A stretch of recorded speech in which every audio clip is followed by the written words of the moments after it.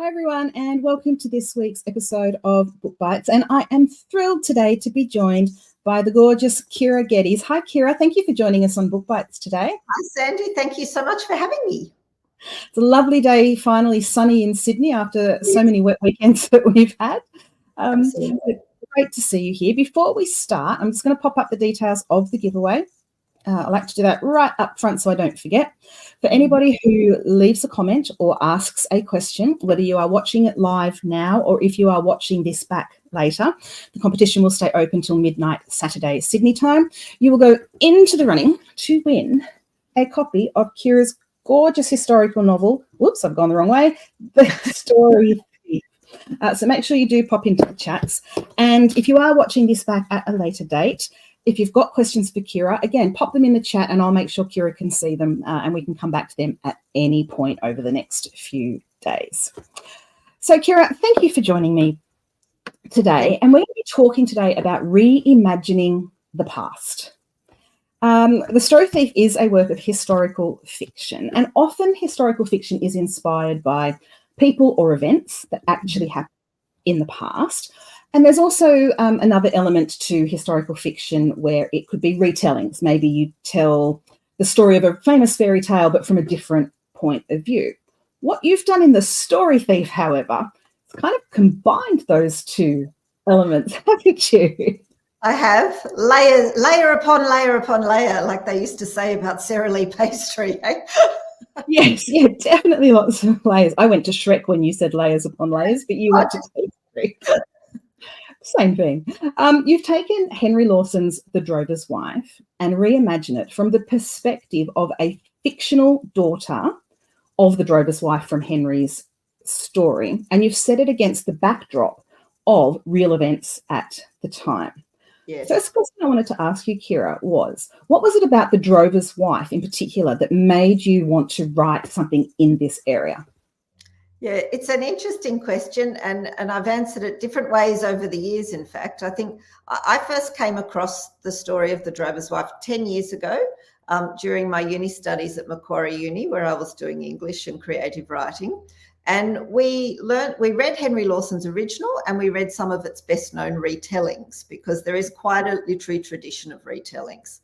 And what bothered me about the story to begin with was that it's about a drover's wife. She is the heroine, and all of her heroic sort of efforts in, looking after the family and battling fires and floods and whatever, they're really held up. And so she is the heroine, yet she remains unnamed in the story. She's only defined in relation to her husband.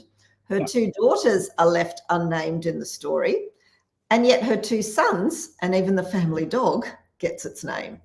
And so I suppose the first spark of interest for me was the feminist outrage, shall we say, and that injustice. Now, and I know, of course, Henry Lawson was a man of his time, so I do take it in context. But if you want to flip that around, if you look through all of Henry Lawson's works and other writers of the time, you will not find stories that are called, the seamstress's father or the washerwoman's husband. It's only ever going to be, the wife defined in relation to a man. So feminist spark was the first bit of interest. And then the second reason that I was attracted to the story, which only came to me later in life when I realised, was the actual setting. So Lawson's story is set in an unspecified, remote outback location in a 2-roomed house. And, nothing like, where we're living here now in sunny Sydney, bustling metropolis. But actually my first 2 years of life were spent in very similar circumstances on the opal fields of South Australia. My parents are German immigrants, but they came out in the 60s and they lived in these opal fields. So quite literally, people can see on my website, there are photos of me as a baby in the playpen in the red dirt or being pushed in the pram by my mum. And I think that in Lawson's story, when I read the images of this red dirt surroundings and the mother pushing the baby in the pram and having the little baby girl on her left hip, I think I must have seen myself in that little girl. And so I think that's what led it, even though it only occurred to me quite some years later. Sometimes it is our subconscious that bleeds into our work, and we don't even realize it, do we? Exactly right. Yeah. And as they say, sometimes the story comes for you as much as you sort of go to it. Oh, I think 100% of the time the story comes to us rather than the other way around. Yvonne's here saying hello. Hi, Yvonne. Lovely for you to join us today. We're going to come back to the feminist slant in a moment. And interesting when you were talking then about, the drover's wife, the so-and-so's daughter. Even today, we still fall into that trap with a lot of titles in our books, don't we? I know. I did notice there are quite a lot of titles that are like that. And I'm wondering, I don't know if they're still in the same tradition or if they're perhaps doing it in a reclaiming kind of way. I'm not sure. I mean, a title like that can be powerful in universalizing themes, and I get that aspect. But as I say, you won't typically find the flip side where the male is defined in relation to a woman. No. I think the second son is the only one that's coming to my mind at the moment. Okay. Yeah. But it's not. I can't think of a lot of titles. No. While we're still talking about the drover's wife, you mentioned that there have been a number of interpretations and adaptations and retellings and different tangents that people have taken on Henry Lawson's story. Given that it was feminist outrage that first sparked for you, why did you decide to write your story from the perspective of the baby on the hip as opposed to the drover's wife herself? Yeah, I think it must have been because I did see myself in that baby, but I think it was an unconscious decision. And I think I also, I don't know, I wanted a story that would go into the future because Henry Lawson's story was written in 1892. And even though that was an interesting period of history, I think I really wanted to take the story further into the 20th century. And so a younger character allowed me to do that. And because I really wanted to, blend this fiction, fact and fiction, and then literary fiction, I sort of, not to put it nicely, but I kind of had to kill off the rest of the family, remove them from the story so that I could free them up and free up my character, Lillian, to have a fresh start and to come to this belief that Henry Lawson had written his story about her family. So I think it just organically evolved that way. Yeah, and that's not a spoiler for anyone who hasn't read Kyra's book. That happens in the first few pages. And those of you who know me well will know I'm all up for killing off characters, so I didn't have a problem with that at all. With the layering, and we spoke about layering when we first got up there. So you've got a new aspect of fiction. So Lillian, the baby of the drover's wife, as a young adult to start with, and then we move into her full adulthood. On top of what is, I think we can honestly say a piece of iconic Australian literary history. When it's, everybody knows Henry Lawson, right? There wouldn't be a person in Australia that doesn't know who that is.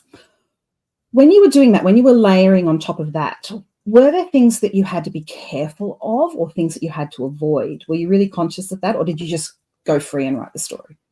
I definitely wanted to be respectful as well. So this is a feminist retelling. And so on one hand, it is a feminist retelling, a feminist rebuttal, but it also is a tribute to Henry Lawson. There's no greater compliment than to write, a story inspired by his. And I really wanted to join that literary tradition of drover's wife retellings. So I think I was respectful in how I portrayed him. My character Lillian starts out very angry, thinking that he's, taken her family story, but she does come to a more mature, nuanced understanding by the end. And ultimately the book is about celebrating stories and the power of storytelling. And in addition to Henry Lawson, I also took that opportunity to shine a light on other mostly female writers of the period and of the 50 years that went forward. So people like Henry Handel Richardson or Miles Franklin, everybody knows, of course, but does everybody know Eleanor Dark or Dymphna Cusack or Florence James? Maybe not so much. So I tried to weave some of those women's novels through the book as well. Excellent. Got a couple of more hellos before we move on to the next question. Bookworm TV, I don't know if that is Annie or Jem. I'm going to go with probably Jem watching from there. And Janet joining us from up on the North Coast. Hi, Janet. I hope the visitor brought you some tea and cake maybe. That would be nice. As we said, Lillian is the main character of the story, and it's told completely from her point of view. And she thinks around the age of 16, if I've got this right. Yeah, that's right. Yes. She reads The Drover's Wife at school, and she thinks that her mum is the subject of that story. Which, quite often as fiction writers, a lot of people think that they see themselves in some of our characters. School mum might go, oh, I think I know who that is. Yes. And we have a bit of a laugh and we move on. But Lillian didn't have a bit of a laugh at this. She got, as you mentioned, she got quite angry about it. Why do you think that Lillian took, these feelings of, I know that's my family, to such an extreme? Because she becomes obsessed with it for the rest of her life, pretty much. She does. I think so. Just sort of recapping on some of the things we said there. So Lillian is born in 1892 as the daughter of a drover, and she lives in the red dirt country of outback New South Wales. And then after losing her family in a tragic bushfire in 1900, she's then sent to a convent boarding school in Sydney, where she takes comfort in books, and dreams of an independent life as a teacher. And it's there at school at the age of 16 that she reads The Drover's Wife. And because of the similarities with the setting, and with the name, she recognises the names of her two brothers, Jackie and Tommy. And she recognises the name of the dog, but I won't talk about that. That's a little spoiler. And she's immediately convinced it must be based on her family. But because neither she nor her mother or her sister are named in the story, she can't really prove it categorically. And because her family are all gone, she can't ask her mother, did Henry Lawson come here? Did he meet you? And so for her, reading that story, I should say, I don't think it's a spoiler to say she does put up her hand in class to say, I think this is my family. But not surprisingly, she's not believed because, why would they think a little orphan schoolgirl in a convent, would be the subject of this story? So for her, finding herself and believing her family to be part of this story, it was like a double-edged sword. So she finds them. Her lost family is kind of recaptured there on the page. She's got them back again for a few moments. And then because nobody believes her, she's lost them all over again. And it's, if in that moment of grief and just the shame of not being believed, it imprints on her very, very deeply as a young woman. And so she does become a bit obsessed with trying to prove that this story was about her family. And I suppose it becomes an outlet for her grief. We all, if you've lost anybody and you have a sense of survival guilt, which she does have, sometimes you displace those feelings into something else. And I think that's what Lillian probably does. She displaces her feelings towards Henry Lawson, who may or may not have written his story about her book, about her family, I should say. So does that answer your question? It does. It does. And 16 is such an impressionable and formative age, isn't it? Right. You're trying to figure out where you are in the world and that. Yes. The novel spans quite a period of time from 1900, or the turn of the century there, into 1957. And there's an awful lot going on in the world during this time. We have the suffragette movement, we have a couple of world wars thrown in there, and it's a time of a lot of social change. And we see all of these through Lillian's eyes. At the end of the day, she's just a woman going about her life, but all of these things are happening around her, pretty major events. Yep. What sort of research did you have to do in terms of those events? Enormous research. And as so there I was 10 years ago, having come up with the idea in class at Macquarie Uni, and I fiddled around with my plan for quite a while, a couple of years sort of in the planning. It was all mapped out. And then it was only when I then started to try to write it that I was a bit stupid. It really occurred to me how many major world events were occurring through all of that. And so I started this little fact fiction timeline. It was initially just one document, and I'd write down what was happening in my story and what was happening in the world. And the more I looked at it, I thought, I cannot write this story in a vacuum, in an isolation. And so I did have to plunge down and research all of those different events and periods. And some of them then inspired the story, and in other cases, the story drove where I was. So sometimes it went both ways. But my approach for research had three main levels. The first level was fiction. So I immersed myself in novels that were written during the times about which I was writing. And I did it very, very systematically and very slowly. So because I wrote slowly. So if I was writing a chapter in 1900, that was when I was reading Henry Handel Richardson, who wrote her great book, The Getting of Wisdom, is set in a boarding school, in the turn of the century. Or when I then got to, the World War II years, that's when I was reading Eleanor Dark, Dimfna Cusack, etc. And so I wanted to see how those writers were sort of rendering those events in their own novels and the language they were using and how it felt. So I really threw myself into the fiction of the period. And then secondly, I did do history books, but often very much what would you call them, sort of history books that related to a particular institution. So Ravenswood's centenary publication or Ku-ring-gai Shire's centenary publication. And a lot of those include lived accounts from people who'd experienced the events. So that was where the history books came in, and a bit of Wikipedia thrown in as well.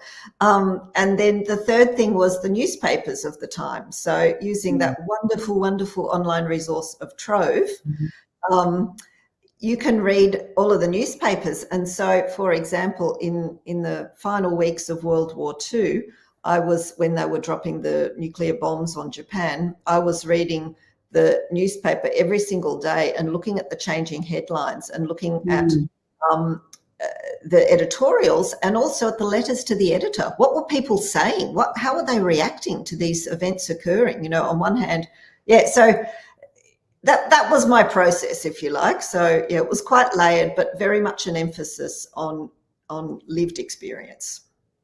And was there anything that surprised you in this research that you weren't expecting to find?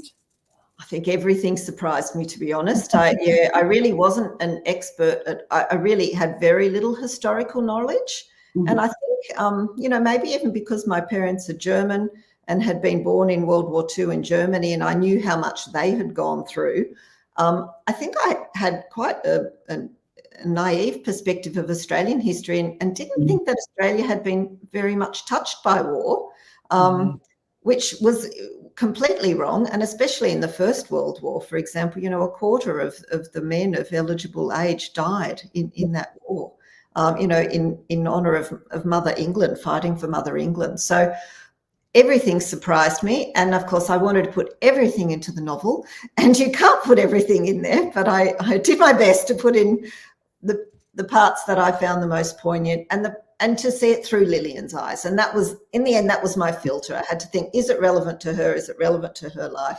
And let's see it through her eyes. Yeah, it's interesting, isn't it, when it comes to research, and whether you're writing historical fiction or contemporary fiction or whatever it is, the saying in the industry is that 90% of the research we do does not end up on the page. Yes. And I think that's pretty true. Just got a couple of comments. Rosalind has joined us. Hi, Rosalind. Nice to see you. Yvonne has read Eleanor Dark many years ago, which is fabulous. Wonderful. I read Eleanor Dark's book, The Little Company, which was set during World War II, and that was the one I found really powerful. Yeah, all right. Rosalind says she can't wait to read this. Oh, thank you. Kate has joined us from Tassie. Hi, Kate. No drama about being late. We're early today. Yes, sorry. No, that's fine. And Janet said, wow, read Trove and research. Trove is the most amazing tool for authors. It is the most amazing tool, yeah. And in the years that I was researching the book, I watched more and more publications come online. So in addition to Henry Lawson here, I also do showcase his mother, Louisa Lawson, much more than just his mother, a great writer. And she, of course, ran a journal called The Dawn for many years, a journal for women by women. And during the years that I was writing the book, the Dawn got digitized. I remember they were fundraising at one point, and I was ready to, hand over money, because I thought this is so valuable, like for historical fiction writers and for everybody. It is absolutely fascinating to go back in and read the newspapers of the time, and so many events. I think we make assumptions about how people used to think, and also I think there can be, I'm probably getting off track, but there can be an assumption that everybody in the past was small-minded or racist or whatever else, and that is absolutely not the case. And it's really interesting to go back and see different parts of society and how people were behaving in certain situations. So there's a lot to be learned from history, a lot. There is. Chrissy, who is a writer, seconds that about Trove. I've definitely used Trove, and we've possibly read some of the same newspapers there. When I was writing Red Gum, I went into those moments when the bombs were dropped. You did too, yeah, wow. Yeah, that was reported. And even things that I learnt were, at the moment we think of the front page as that's the big headline, right? That's typically now. Back then it wasn't. Actually, classifieds were on the front page. I know, exactly. Exactly. I know. And you wouldn't know that unless you looked at it physically. That sort of stuff doesn't come up easily. And that's a real dead giveaway, I think. These are the nice little details to weave in, because I think it shows that you've done the work. And I think readers do appreciate if you've done the work. Yeah, I think so. And they learn things. And Kate's actually left us a comment about that. Kate has learned more about Australia's involvement in the wars, etc., through reading historical fiction novels more than what she was ever taught at school. 100%, Kate. Yeah, wonderful. Yeah, I always say whenever I'm speaking with historical fiction writers that I think that's how we should teach history in schools. I agree. In combination with the facts and the figures, obviously. But the facts and the figures are always so dry. This is where we connect on a personal level with history too. I think it's right. Actually, it's funny. My dad is a great reader, but purely non-fiction. And he reads history books and he reads science books, but lots and lots of history. And the funny thing is, during the years of writing my novel, finally our reading came together in this area of history. And he was able to see the benefits of historical fiction, and I was able to see what he was doing. And we united in that space. Actually, it was quite lovely. Kate Solly has joined us, and she has a question. Hi, Kate. Do you ever find you procrastinate with research? Or is more research always better? Good question, Kate. Oh, look, I love research and I do procrastinate with it. It is a guilty pleasure in a way, but I think it depends how much time you have. And I wasn't on anybody's clock. And so I did take the time to do it. And I am getting a lot of compliments about the level of research in the book, but also how it's brought to life in a warm and organic way. And so I'm hoping that I didn't waste my time. And regardless, I enjoyed it. I definitely enjoyed it. And just before we came on camera, we were talking about the rabbit holes that you can fall down when you're researching that, have absolutely nothing to do with what you're writing, but you find a piece of information that's interesting and then you go the next one and the next one and the next one. I know. Absolutely. We can get a lot of that. Exactly. Yeah, I know. Although, as I said to you off camera, it's not a waste of time because that could be where the next story comes from. Yes, exactly. Yes, it's all valuable work. All valuable work. I remember Leanne Moriarty said that to me years ago when I was so involved in, because I've done so much research actually of our local area here that I live in the Ku-ring-gai Shire. And she said, well, that's all right. She said, that could be your space to write fiction set in that area in that time. I'm like, okay. And now I'm really hearing those words come back to me because, I have so many notes in my massive Scrivener document that I can go back to. Excellent. We have spoken about the feminist slant to this story a little bit already, and Lillian does start out as quite the feminist and very progressive for the time in which she is living. But she does get married. She was never intending to get married, but she does get married, and she's happily married. It wasn't one of those, forced situations. She loves her husband, Roy, and she loves her 2 children.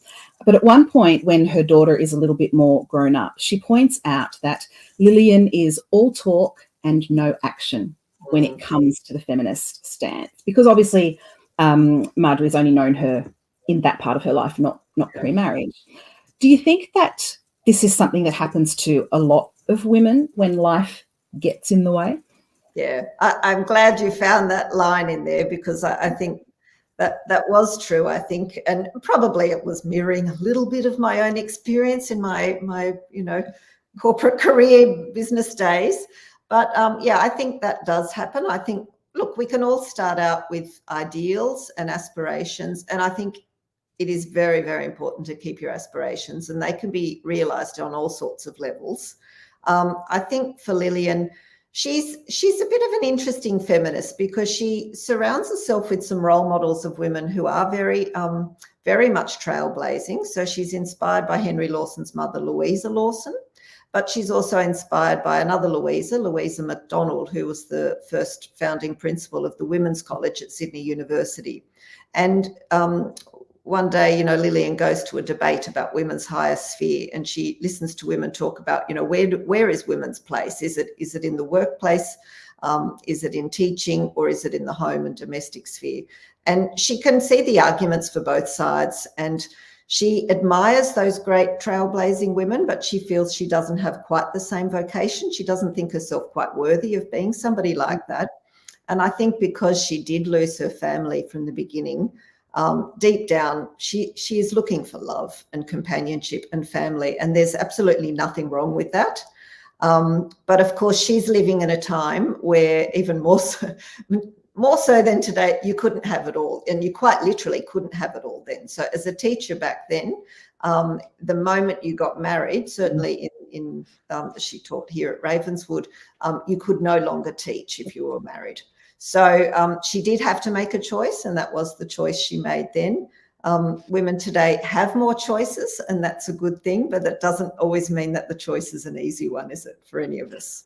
No, it's never an easy choice. And what's interesting is that here we are in 2024, 100 years later, and we still have people coming out telling us that the woman's place is in the kitchen.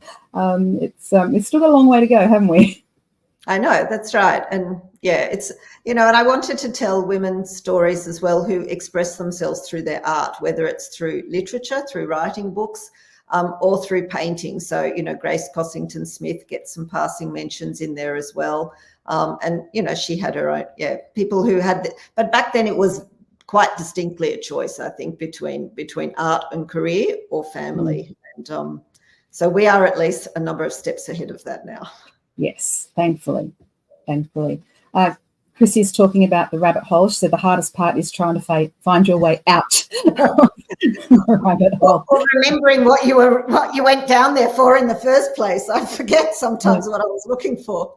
Or how to get back to it if it's a spark that may not belong in this book but in another one. I know. It's tricky. One of the things that I particularly love about what's happening at the moment in Australian historical fiction is that it's being dominated, I think is a fair thing to say, by female writers. And what that's doing is it's telling stories of females from the past that we haven't heard before. They've been silenced or lost or hidden or whatever the case may be. You mentioned Henry Lawson's mum as one of those people who, we all know Henry. None of us know his mum, but she was quite an amazing She was very powerful woman in her time, yes. Yeah, so I'm loving this about Australian historical fiction at the moment. Is this also a personal passion of yours? Is that part of what fit into this? Yeah, definitely. It is very much, as we said, it's a feminist retelling, and it's an opportunity to write women back into the history, back into the story, so that idea of, this was a story about Lillian's mother, she thinks, and about herself, and yet it was told by somebody else. So that's an I have got those layers, if you like, of fiction upon fiction. But yes, I did want to bring out women's stories and put a light on that. And I'm really happy to be part of what seems to be a very strong movement in historical fiction these days. So I'm all for it. Yeah, no, I love it. I love that part of what's happening in the Australian literary landscape. Janet said that she is an octogenarian and she thinks a woman's place is where she wants it to be. Yeah. Yes. Perfect. We alluded to this at the beginning of our chat, that one of the areas that you have explored through The Story Thief is the concept of story ownership. Who owns the story? At first, Lillian is very upset that she thinks Henry has stolen her mother's story. And I know that as a writer, I have asked permission when I have been inspired by, somebody else. Can I please use this in the story?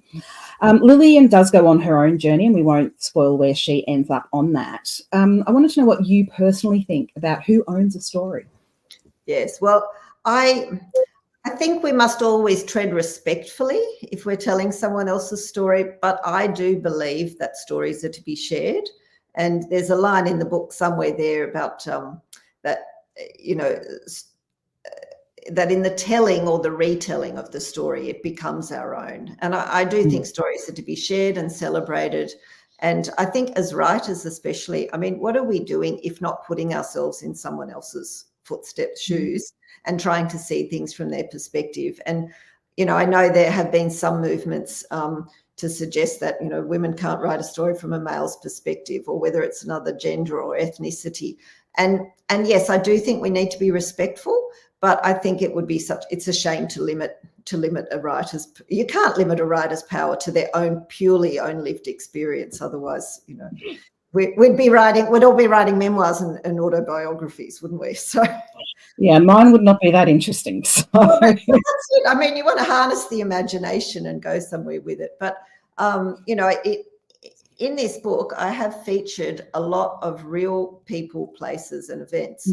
And in the people that I've featured, I went to quite extreme lengths to make sure that I did involve them in the process and make sure they were happy with how they were represented. So, for example, there's Lillian's languages master is Professor Waterhouse, and he was an extraordinary man of his time, and I could have written a whole novel on him, and maybe I will one day, and him and his wife, but I got permission from the Waterhouse family. I involved with them. Similarly, Ravenswood School, where Lillian teaches later, Kincoppal Rose Bay, which is called Sacred Heart in my novel. I was working with the archivists there. And even in things like writing about Henry Lawson's deafness, he was quite significantly deaf. I thought, okay, well, that's an area where you need to tread very respectfully as well. But I actually found two writers who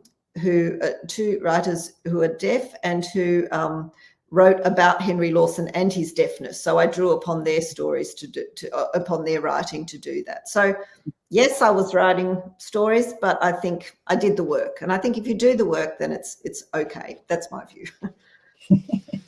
Excellent. We've got a question here from Rosalind. She would like to know how long it took to write this book. Yes, thanks, Rosalind. Well, it was a 10-year journey from go to woe. The idea came in 2014 at uni. The planning went through 2015 and 16. I had it all kind of mapped out, and some things changed, but not too much change. So I think I let that story sort of bubbled away. And then I finished my uni degree at the end of 16. 17 was spent, I think, researching in circles. I didn't have the skills at that point, so I just kept going down all those rabbit holes and going nowhere. And then I think I locked myself away in a hotel room in the beginning of 2018 and said, I must start writing. I must do it.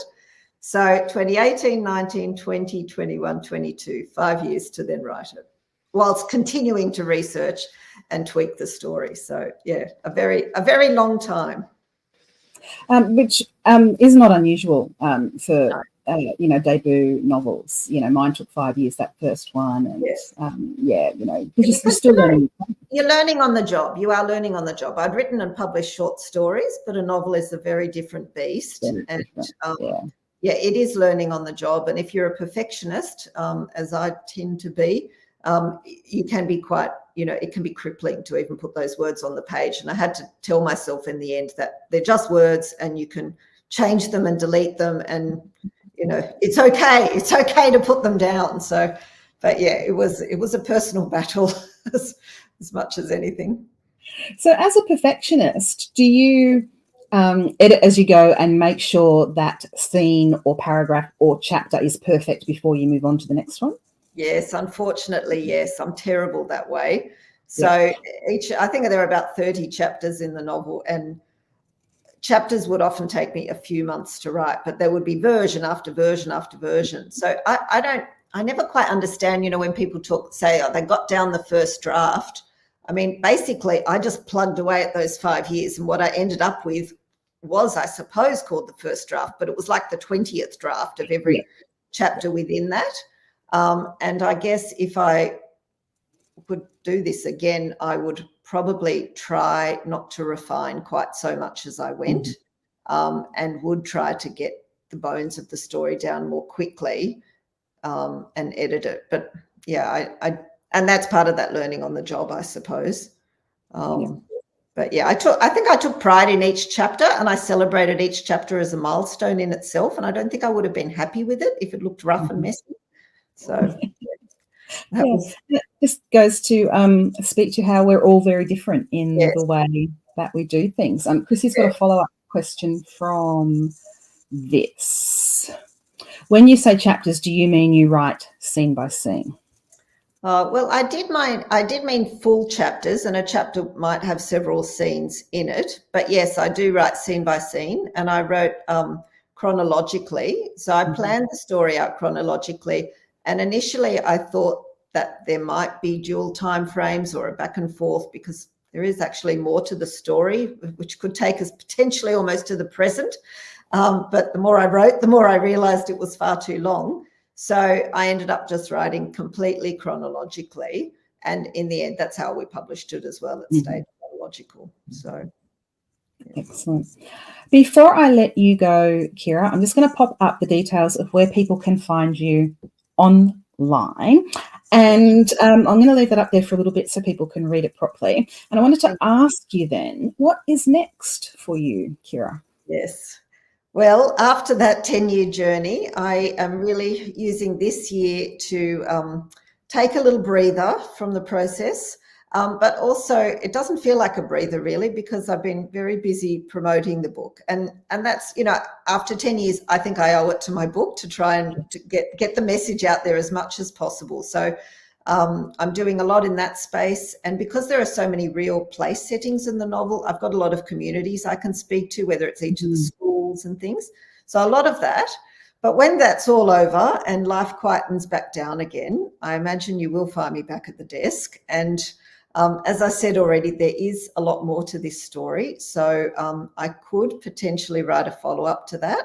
It might depend on how much interest there is in Lillian's story and that of the women in her family. But this is very much a saga, so there is more to follow. We've talked about Henry Lawson, but the other big inspiration of this novel is Russell Drysdale's painting of the drover's wife. And that appears later in the novel, and that's where any follow-on would probably exist more in that space. Or another idea for me could be something inspired by my parents' story of coming from Germany to Australia in the 60s and living in the Andamuka opal fields. So there could be some good material there, or otherwise something possibly in the art world space, still in historical fiction, because I'm a great art lover. And in fact, I'm on my way to the art gallery after this for the Wendy Sharp exhibition. So yes, and I'm wearing a Proctor art scarf, and yes. Yvonne has said she thinks that is a book that she would like. Is that the sequel, Yvonne? I wonder which one, the follow-up or the one of my parents? Which one? Yeah, maybe the one of the parents. Yeah, probably. That could be. Alrighty, guys, we're going to have to ball and Nick and choose. No, I don't know. There you go. No. We locked you in now. You've said that publicly. You are now locked in to write them all. Take it back. Rewind. Cut that out, please. Edit. Yeah, it's live, mate. We can't rewind. So. Oh, you're cruel. Yep. Yvonne said both. So there you go. So if you can make them both for Yvonne, that would be fantastic. Okay. No problem. No problem. Thank you. We're going to leave it there. As I said, if you do have further questions for Kyra, or if you are watching this back later, just drop them into the comments and we'll make sure that they get answered. Thank you for joining us today on Book Bite. Thank you, everyone who has dropped in. Janet's going to be looking forward to those novels as well. And we will see you next time on Book Bites. Bye, everyone. Thank you so much, everyone. Bye. Thanks for having me, Sandy. No worries.